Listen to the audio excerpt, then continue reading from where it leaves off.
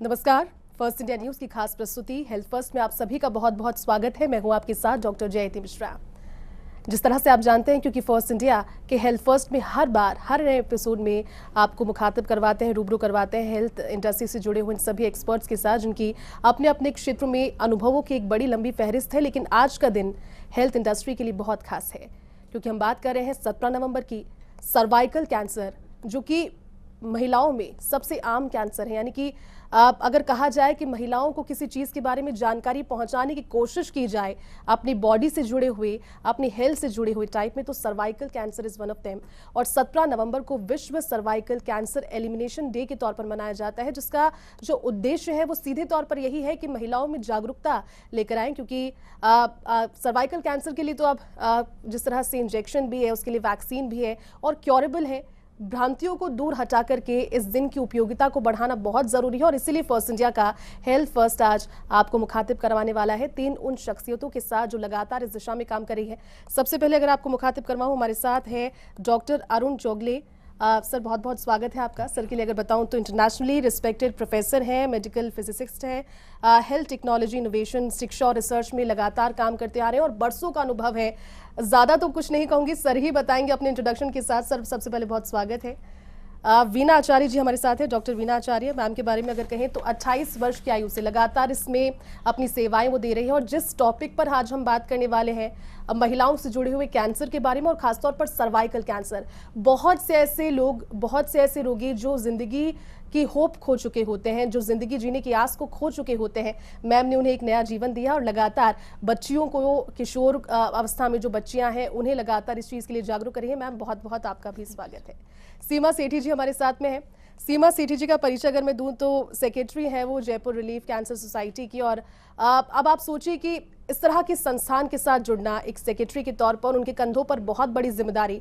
और जिस तरह से एपिसोड में आगे बढ़ेंगे वो बताएंगे किस तरह से उनकी जो सोसाइटी है वो कैंसर रिलीफ को लेकर, खासतौर पर सर्वाइकल कैंसर को लेकर राजस्थान सरकार के साथ एक समन्वय स्थापित करके आने वाले दिनों में एक बहुत बड़ा काम करने वाली है, और उसी का उद्देश्य है आज हमारे साथ जुड़ी। सीमा जी आपका भी बहुत बहुत स्वागत है। मैम सर सबसे पहले आप ही से शुरुआत करते हैं, क्योंकि जब हम बात करते हैं हेल्थ की, किसी भी इंसान के शरीर में, क्योंकि शरीर पूरा एक मशीन है, हर एक पुर्जा, एक अंग जब तक काम कर रहा है तब तक शरीर भी अच्छी बेहतर स्थिति में काम कर रहा है। लेकिन जब शरीर के किसी भी एक पुर्जे ने काम करना बंद किया, शरीर का पूरा जो मैकेनिज्म है वो गड़बड़ा जाता है।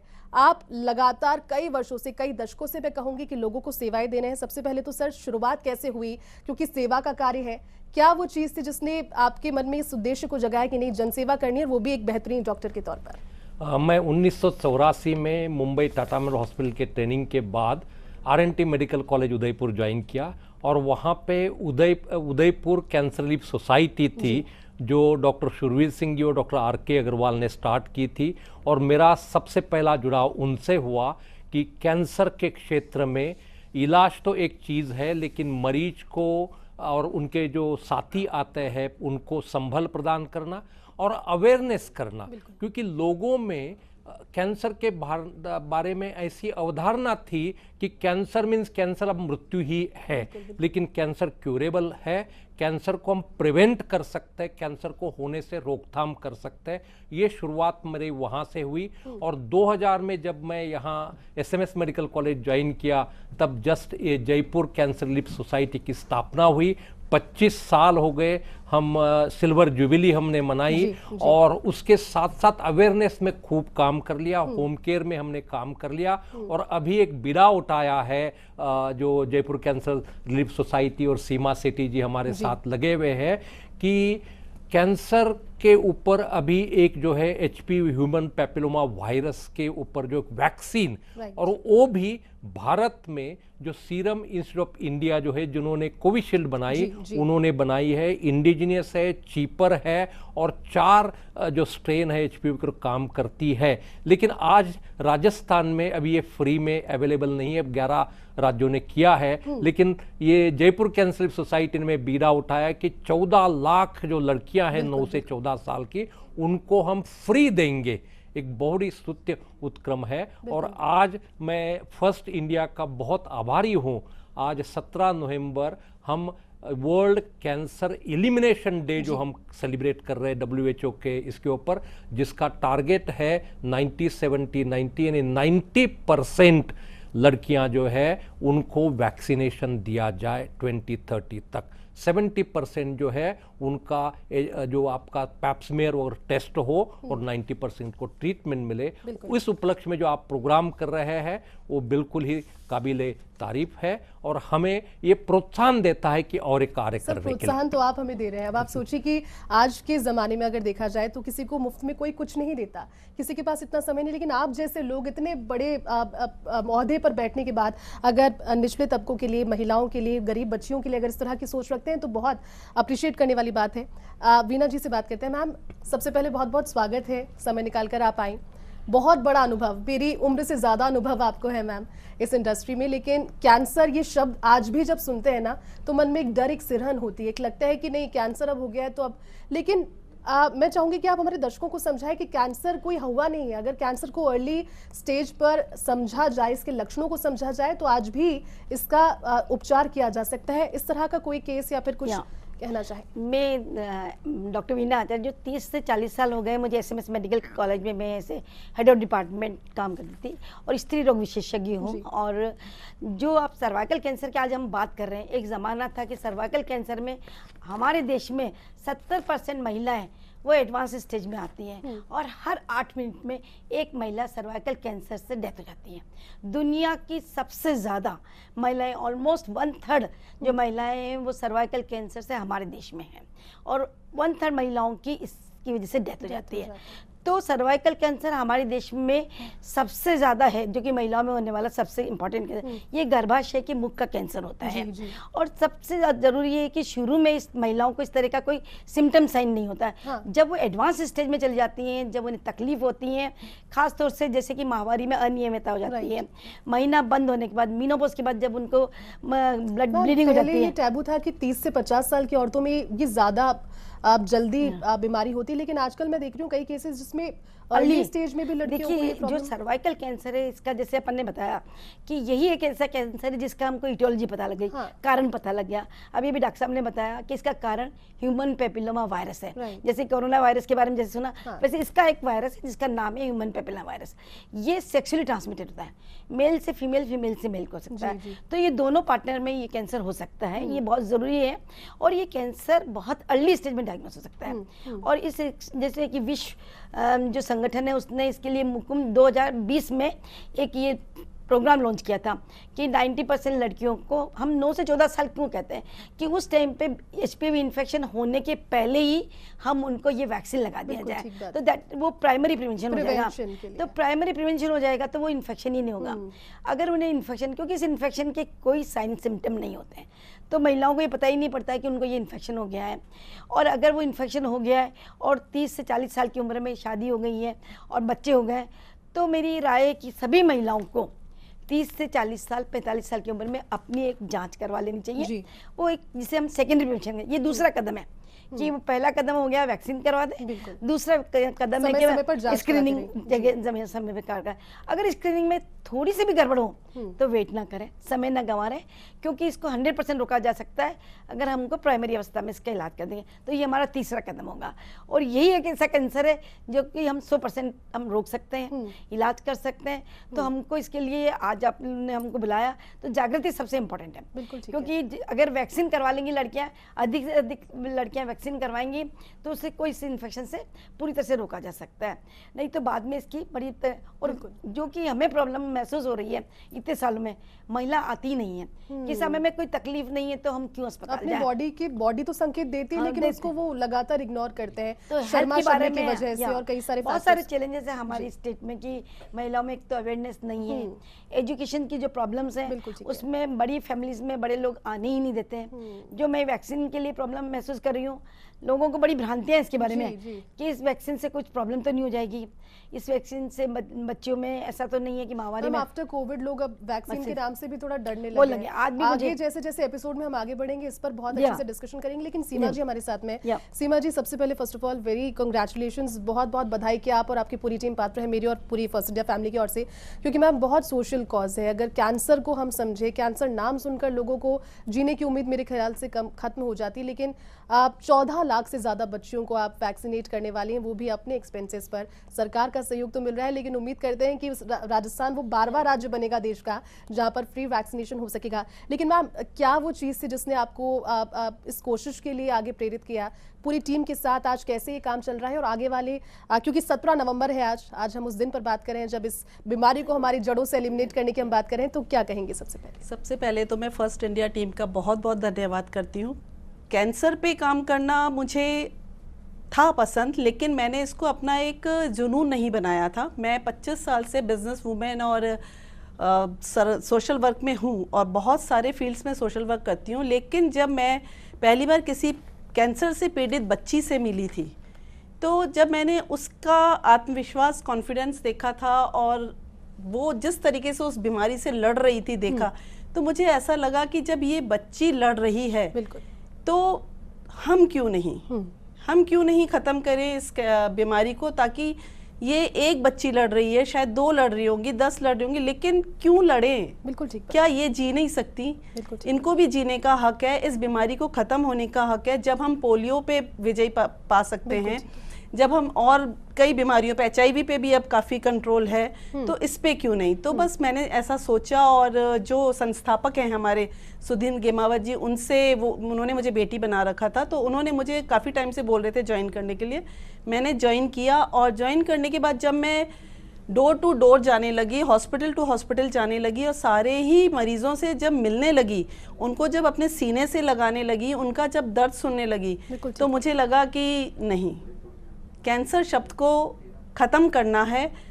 कैसे करना है, ये अकेला कंधा नहीं सह सकता, तो फिर इसमें डॉक्टर्स भी चाहिए, इसमें मीडिया भी चाहिए, इसमें डोनर्स भी चाहिए, और इसमें सबसे बड़ी बात कि लोगों की जागरूकता भी चाहिए। तो उस कारण से फिर मैंने इस पे लगी, और लगने के बाद फिर मैंने बहुत फाइट किया अपनी टीम से, अपनी सोसाइटी से, क्योंकि कोई भी तैयार नहीं हो रहा था इस चीज़ के लिए, क्योंकि अवेयरनेस सबसे माइनस पॉइंट, और दूसरा सबके सामने ये प्रॉब्लम थी कि कैसे हम लोगों को तैयार करेंगे, कैसे पेरेंट्स तैयार होंगे। तो मैं बहुत बहुत धन्यवाद करना चाहती हूँ डॉक्टर अरुण चोगले जी का और वीना मैम का, जो मेरी ताकत है। मतलब ये सोच लीजिए कि अगर मैं एक कदम बढ़ती हूँ तो ये 10 कदम आगे होते हैं मेरे से। तो इनके मार्गदर्शन से, इनके सहयोग से मैंने ये बीड़ा उठाया, और मतलब मुझे और भी ज़्यादा खुशी है कि मैं थैंक्स करना चाहूँगी एजुकेशन डिपार्टमेंट का और कृष्ण कुणाल जी का, जिन्होंने सिर्फ और सिर्फ एक दिन मिलके और 5 मिनट हमको पूरा सुन के, समझ के, और इस चीज़ को निर्देश के रूप में निकाला। और गवर्नमेंट ऑफ राजस्थान ने, जो एजुकेशन डिपार्टमेंट ने जो निर्देश निकाले, वो ये निकाले कि राजस्थान में जितने भी सरकारी स्कूल हैं उसमें 14 लाख बच्चियां हैं 9 से 14 साल की, उनको आपकी संस्था लगाए वैक्सीन। हम लोग बिल्कुल आपको इसके लिए आदेश करते हैं, लेकिन इसमें कंसल्ट होना चाहिए पेरेंट्स का। तो वो जो एक लाइन है वो बहुत जरूरी लाइन है, और उसी पर हम आगे बात करेंगे कि पेरेंट्स को आप, क्योंकि रजामंदी बहुत सारे पेरेंट्स को आपने बनाया है, समझाया है, और को समझाना है, और फर्स्ट इंडिया के माध्यम से वो भी संदेश पहुंचाना है। लेकिन वक्त यहाँ पर एक छोटे से विराम का है, जल्द लौटेंगे विराम के बाद।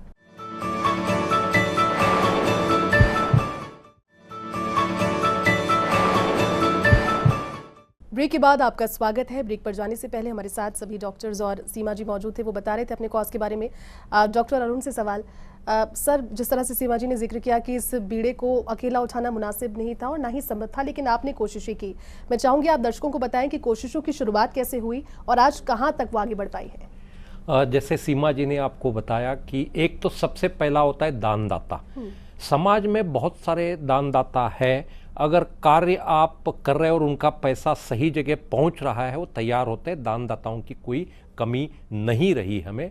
दूसरा टास्क था कि सरकार से स्कूलों के लिए परमिशन लेना, वो आपने बताया कि हमने ले लिया, और हमने ऑलरेडी स्कूलों में शुरू कर चुके। एक स्कूल में हमने 150 बच्चियों को लगा चुके हैं, और वहाँ 150 बच्चों को जब लगाया, शुरुआत में तो 100 बच्चियाँ तैयार हुई थी और पेरेंट्स उनके तैयार हो गए थे, और जब लगना शुरू हो गया उन्होंने कहा हम भी तैयार है, हम भी तैयार है, और मुझे फिर वैक्सीन मंगानी पड़ी। ऐसे 150 एक जगह लगाई और किसी एक भी बच्ची को किसी भी प्रकार की कोई दिक्कत नहीं आई, कोई साइड इफेक्ट नहीं है, क्योंकि जो वैक्सीन जब मार्केट में आती है पूरी ट्रायल और उसकी सेफ्टी होने के बाद ही आती है। और ये जो एचपीवी का सर्वाइवैक वैक्सीन जो सीरम इंस्टीट्यूट ने निकाला है बिल्कुल ही बिना कोई दुष्प्रभाव से रहित है, कोई दुष्प्रभाव नहीं है। लेकिन आशंका तो होती है। हम जाके अभी स्कूलों में भी जा रहे हैं, पेरेंट्स मीट कर रहे हैं, कन्विंस कर रहे हैं और लगाए बता रहे हैं। और आज मैं आपको बताऊं कई स्टेट में जो है, नॉट ओनली स्टेट बताऊं, कई कंट्रियों में 90% तक भी वैक्सीनेशन हो चुका है। तो वो एक एग्जाम्पल हम बता देते हैं और कन्विंस करते हैं। और आपने जैसे शुरुआत में भी कहा, कोविशील्ड के लिए भी शुरुआत में जो है थोड़ा एप्रीहेंशन थे लोगों में, था कि भाई कैसे क्या दुश्मन, बाद में देखा और कितनी जाने हमारी बची है। तो बिल्कुल मैं नाउम्मीद नहीं हूँ, बिल्कुल मैं ये हूँ कि लोग आएंगे होंगे। और अभी हम अगर इसी वीकेंड पे एक स्कूल में जो है हमने बीड़ा उठाया और हम बहुत शुभकामनाएं आपको, बहुत अच्छा कॉज है। मैम आप बताइए, क्योंकि जिस तरह से सर ने जिक्र किया साइड इफेक्ट का, इस बीमारी को लेकर के पहले तो ये बताइए कि इसके लक्षण किस तरह से हो सकते हैं, अगर वैक्सीन लगवा ली जाए तो किस तरह से प्रिवेंशन हो सकता है, और लोगों को जो साइड इफेक्ट के बारे में भ्रांतियां हैं उसे भी थोड़ा सा क्लैरिफाई कर देखिए। सबसे इंपॉर्टेंट है तो इस वैक्सीन को, जो एचपीवी वैक्सीन है, आज हमारी कंट्री में भी बन गया है ये, और डॉक्टर साहब ने भी बताया कि सर्वावैक वैक्सीन इजीली अवेलेबल है। और इस वैक्सीन में 4 तरह के स्ट्रेन होते हैं, 6, 11, 16 एंड 18, जो कि 6 और 11 नॉन ऑन्कोजेनिक है, उससे कि जेनाइटल वॉर्स जो होते हैं उसका प्रिवेंशन हो जाता है, जो भी बहुत कॉमन है, और 16, 18 ऑन्कोजेनिक वायरस को प्रिवेंट करता है। तो इससे कोई भी साइड इफेक्ट्स नहीं है, क्योंकि हमने कम से कम कंटिन्यूसली 10 साल से वैक्सीन लगा रहे हैं। अभी तक हमारे पास एक भी लड़की कोई भी तरह का साइड इफेक्ट्स नहीं। भ्रांतियाँ बहुत हैं। पहली भ्रांति तो है कि इसको लगाने से 9 से 14 साल की बच्चों को माहवारी के अनियमितता तो नहीं हो जाएगी, जल्दी जल्दी तो पीरियड्स नहीं आ जाएंगे, वो किसी और कारण की वजह से भी हो जाए तो उनको ये फीलिंग होती है कि सब आपने टीका लगाया उसके बाद है, नॉर्मल है, तो वो उनको ये लगता है इसकी वजह से तो नहीं हो गया। तो ये एक बहुत बड़ी भ्रांति रहती है, तो उनको समझाया जाता है। दूसरी भ्रांति ये होती है कि अगर वो प्रेगनेंसी में कोई प्रॉब्लम तो नहीं हो जाएगी, अगर प्रेगनेंसी होगी तो उसके बच्चे पे तो कोई इफेक्ट नहीं होगा इस वैक्सीन का। पर ये वैक्सीन बिल्कुल लाइव वैक्सीन नहीं है, इसका कोई साइड, इवन प्रेगनेंसी में भी किसी लेडी को ये वैक्सीन लग गया तो उसकी बेबी को टर्मिनेट करने की कोई आवश्यकता नहीं है, क्योंकि ये वैक्सीन का कोई दुष्प्रभाव प्रेगनेंसी में भी नहीं पड़ता है। पर हम इसको बाद में लैक्टेशन के टाइम पे भी कंटिन्यूसली लगा सकते हैं। तीसरी बात ये है कि वैक्सीन लगाने के बाद में पीरियड्स जल्दी तो नहीं खत्म हो जाएंगे, ये भी भ्रांतियाँ। तो ये सबसे ज़्यादा माँ बाप को बताने की, जो पेरेंट्स को बताने के साथ साथ टीचर्स को बताना बहुत ज़रूरी है। क्योंकि मैं काफ़ी स्कूलों में गई हूँ, वहाँ टीचर्स कहती है सब आप बच्चों को पढ़ा रहे हैं, हमें भी नहीं पता इनके बारे में। तो एक बहुत ज़रूरी है कि जब हम बच्चों को पढ़ाते हैं तो उनको टीचर्स को भी अवेयरनेस पूरी होंगी, और मदर फादर को बिल्कुल अच्छी तरह से समझा दिया था। एक बार वो ट्रायल करते हैं कि दूसरी बच्ची को लग जाए, फिर हम अपनी बच्ची को लगाएंगे। पर धीरे धीरे देखा जा रहा है कि प्रोत्साहन बढ़ता जा रहा है, वैक्सीन के लिए काफ़ी लड़कियाँ आ जाए। और इतने टाइम से मैं खुद लगा रही हूँ, अपने हॉस्पिटल में लगवाती हूँ, और 10-15 साल से लग रहा है वैक्सीन, किसी को भी अभी तक कुछ। पर किसी भी वजह से किसी भी बच्ची को, जैसे केरला में पहले एक बार किसी को एपिलेप्सी से डेथ हो गई, ये किसी भी, तो ब्लेम वैक्सीन को चले जाता है। तो ये बहुत भ्रांति कतई नहीं होनी चाहिए। इस वैक्सीन का कोई साइड इफेक्ट बिल्कुल सेफेस्ट है, बहुत सेफ है। और इसकी डोज का जरूर है कि डोज का भी बहुत ध्यान रखना चाहिए, कब लगवाना चाहिए। तो 9 से 14 साल की उम्र में बच्चियों को 2 ही डोज लगती है। तो आज जैसे 0 मान लेते हैं तो उसके 6 महीने बाद दूसरी डोज लगेगी। अच्छा, तो हम क्यों ये उम्र लिए, क्योंकि इस समय जो वैक्सीन लगाया जाता है उसकी इम्यूनिटी बहुत अच्छी बनती है, और 90 to 98% प्रोटेक्शन होता है। बिल्कुल बिल्कुल। तो लोग कहते हैं हम सब बाद में नहीं लगवा सकते हैं क्या, शादी के बाद लगा, पर इस वैक्सीन की एफिशिएंसी खत्म होती जाएगी, क्योंकि सेक्सुअल रिलेशन हो गए, वो ऑलरेडी एचपीवी इन्फेक्टेड है। अनदर इंपॉर्टेंट थिंग है, एचपीवी के इन्फेक्शन का कोई साइड इफेक्ट, कोई मतलब आपको लक्षण नहीं है। जो आपने लक्षण की बात करी ना, वो एचपीवी इन्फेक्शन के कोई लक्षण नहीं होते हैं। तो अपने को कैसे पता लगेगा कि उसको एचपीवी इन्फेक्शन हो गया। सेकेंड थिंग है कि अगर वैक्सीन नहीं लगाते तो कोई ड्रग्स भी अवेलेबल नहीं है। इस इन्फेक्शन को कंट्रोल करने के लिए कोई ड्रग भी अवेलेबल नहीं है, सिर्फ वैक्सीन ही वैक्सीन पास ही हो पाए, जी। है। तो वैक्सीन की इंपॉर्टेंस इसलिए बहुत ज़्यादा है, बिल्कुल। इसीलिए हम इसको बार बार कहते हैं कि हर बच्चे को वैक्सीन लगवाना चाहिए। और इसको लगाने के बाद में अगर कोई वजह से नहीं लगा पाई है, सपोज अब आई है वैक्सीन और जिनकी उम्र 25 से 35 साल की हो गई है, 45 साल की उम्र की महिला, वो पूछते हैं हम लगवा लें क्या सब वैक्सीन, वो लगवा भी लेंगी तो उसकी एफिशिएंसी कम हो जाएगी। तो उन्हें जो दूसरा कदम है अपनी जांच करवा लेनी चाहिए। और जांच भी 1 मिनट की होती है, उसमें कोई तरह की तकलीफ नहीं होती है, कोई एनेस्थीसिया नहीं लगता है, कोई चीरा फाड़ा नहीं होता। पैप्स स्मीयर कर सकते हैं, HPV DNA टेस्ट कर सकते हैं, वाया कर सकते हैं, सो मेनी टेस्ट अवेलेबल है। पर उनमें किसी भी तरह के मरीज को कोई है, उससे हम बता सकते हैं कि उस HPV इन्फेक्शन से सर्वाइकल कैंसर की प्रारंभिक अवस्था शुरू हो गई है क्या। और अगर ये पता लग जाता है तो उसका पूर्ण रूप से इलाज हो जाता है। तो मैम बहुत अच्छे से आपने समझाया, लेकिन सीमा जी सबसे बड़ी बात है क्योंकि सर ने बताया कि एक स्कूल में बच्चियों ने बड़े उत्साह के साथ पार्टिसिपेट किया, आने वाले दिनों में इसे और ज़्यादा व्यापक स्तर पर लेकर जाएंगे, तो विजन और क्या कहता है मैम, क्योंकि 14 लाख बच्चियों को वैक्सीनेट करने के बाद में और भी आपकी योजनाएं होंगी, और भी सरकार के साथ बात हुई होगी? हाँ बिल्कुल, सरकार के साथ बात हुई है, लेकिन 14 लाख तो वो हैं जो सरकारी डाटा है, जो सरकारी स्कूल्स की हैं। उसके सिवाय अभी जो हमने लगाई है वो सरकारी स्कूल नहीं लगाया, वो हमने प्राइवेट जो लोअर ग्रेड के जो बच्चे होते हैं उनके उसमें लिया है। और हम लोग सिर्फ सरकारी स्कूल की बच्चियां नहीं, हम हर बच्ची को करना चाहते हैं। लेकिन उसके साथ एक बस छोटा सा प्रॉब्लम ये रहता है कि जिस भी बच्ची को लग रहा है उसका एक स्थायी पता होना चाहिए, ताकि 6 महीने बाद हम उसको वापस से उस दूसरी वैक्सीन डोज के लिए ले सकें। तो ये एक मेन चीज़ है। बाकी 14 लाख के सिवाय मैं तो ये कह रही हूँ कि मेरे कंधों पे और मेरी सोसाइटी के कंधों पे जो बोझ है वो राजस्थान की एक एक बच्ची का है, और एक एक बच्ची आएगी। हम बिल्कुल तैयार हैं, हम इससे नहीं घबराएंगे कि हमारे पास फंड्स नहीं होंगे या हमारे पास डॉक्टर्स नहीं होंगे। नहीं, राजस्थान हॉस्पिटल का मैं बहुत बहुत धन्यवाद करती हूँ, जो हमारा हेल्थ मीडिया पार्टनर है, और SS अग्रवाल जी का बहुत बहुत धन्यवाद करती हूँ। उन्होंने 1 मिनट में इस बात को समझा और उन्होंने कहा बिल्कुल मेरी पूरी टीम हमेशा आपके साथ है। और जो हमने अभी वैक्सीन लगाई उसमें राजस्थान हॉस्पिटल की पूरी टीम थी हमारे साथ, उन्होंने ही ये सारा कार्यक्रम किया था। तो बिल्कुल भी मैं नहीं घबरा रही इस चीज़ से कि कितनी बच्चियां, मैं कह रही हूँ 10, 20, 30, 40, 50 लाख बच्चियां आए, बिल्कुल मैं करूँगी। राजस्थान का एक एक दान दाता मेरे साथ है और वो करेगा और बहुत ज़ोरों से करेगा। लेकिन इन सब चीज़ों के बावजूद मैं राजस्थान गवर्नमेंट से, हेल्थ डिपार्टमेंट से एक हाथ जोड़ के रिक्वेस्ट करती हूँ कि हम तो लगवाएंगे ही, और NGOs भी लगवाएंगे ही, और पेरेंट्स भी अपनी बच्चियों के लगवाएंगे। लेकिन क्या हम उन 11 स्टेट्स की तरह बिल्कुल बिल्कुल फ्री ऑफ कॉस्ट नहीं कर सकते, निःशुल्क नहीं कर सकते? हमारे अपने स्टेट की बच्चियों के लिए, उन छोटी छोटी बच्चियों के लिए जो आने वाला भविष्य है हमारा। तो मैं उनसे रिक्वेस्ट करना चाहूँगी राजस्थान सरकार से कि वो HPV वैक्सीन को फ्री ऑफ कॉस्ट करके और 12वां स्थान अपना प्राप्त करे पूरे हिंदुस्तान में। तो ये एक राजस्थान के लिए बहुत बड़ा अचीवमेंट होगा। बिल्कुल मैम, और क्योंकि राजस्थान की सरकार संवेदनशील सरकार है, मैं उम्मीद करती हूँ कि आपकी बात जल्दी सुनी जाएगी और इस तरह से एक बार फिर से शो होगा जिसमें हम दोबारा फिर से बात करेंगे एक बड़े आंकड़े को लेकर। लेकिन मैम क्योंकि अंतिम पड़ाव में है सर, जाते जाते हमारे दर्शकों के लिए क्या संदेश आज 17 नवंबर इस दिन के नाम, जिसे इसलिए मनाया जाता था कि एलिमिनेट कर दिया जाए इस बीमारी को, कैंसर शब्द को जीवन से, क्या कहेंगे? महिला को कैंसर होना और कैंसर से मृत्यु होना यानी पूरा परिवार ऑर्फन होना। आज 2 लाख बच्चे कैंसर महिला को हुआ गर्भाशय का, उसकी वजह से ऑर्फन हो रहे हैं।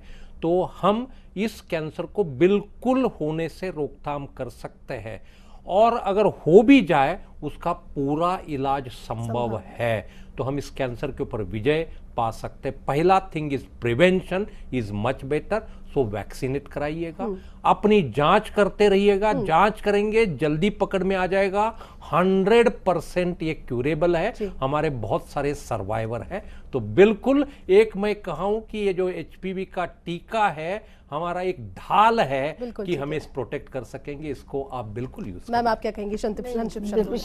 यही कहना चाहिए, ये जिम्मेदारी सिर्फ डॉक्टर की नहीं है, पूरे परिवार की है। आज आपके माध्यम से सभी जनों को, स्टूडेंट्स को, टीचर्स को और परिवार को पता लगा है कि उनको सर्वाइकल कैंसर 100% प्रिवेंशन, ये 100% प्रिवेंटेबल कैंसर है। इफ़ यू डायग्नोज अर्ली, जल्दी निवारण करेंगे। और वैक्सीन के पहला कदम वैक्सीन लगवाएं, दूसरा कदम अपनी जांच कराएं और तीसरा कदम अपना इलाज करवाएं। बिल्कुल, thank you so much. Ma'am आप क्या कहेंगे? मैं राजस्थान के हर गांव में, हर जिले में, हर शहर के हर माता पिता से ये कहना चाहूँगी, हर शिक्षक से ये कहना चाहूँगी कि हर बच्ची को वैक्सीन ज़रूर लगवाएं ताकि ये बीमारी उनको ना हो। और फर्स्ट इंडिया से ये कहना चाहूँगी कि फर्स्ट इंडिया हर घर में है, हर द्वार पे है। तो ये जो खबर है, इस खबर को इतनी फैला दे कि राजस्थान नंबर 1 पे आ जाए कि यहाँ पे अब HPV वैक्सीन इतनी ज़ोरों से लग रही है कि यहाँ की एक एक बच्ची सुरक्षित है। बिल्कुल मैम, और उम्मीद हम यही करते हैं जिस तरह से आपने अपना संदेश दिया। आप तीनों का बहुत बहुत शुक्रिया समय निकालने के लिए, यहाँ पर पहुँचने के लिए। तो देखिए सबसे बड़ी बात है, क्योंकि कैंसर शब्द सुनते ही डर होता है दिमाग में, लेकिन यहाँ पर सब गुणी लोग बैठे थे, उन्होंने मुझको बताया कि कैंसर को अगर जल्दी समझा जाए, अगर अच्छे से परखा जाए तो इसका इलाज भी संभव है। सिर्फ ज़रूरत है अपने शरीर के संकेतों को समझने की, और एक अच्छे जिस तरह से आपके आसपास जो योजनाएं चल रही है उनका लाभ भी आप उठाइए, आगे बढ़िए और साथ दीजिए। फिलहाल के लिए आज के खास एपिसोड में इतना ही। मुझे और मेरी पूरी टीम को दीजिए इजाजत। नमस्कार।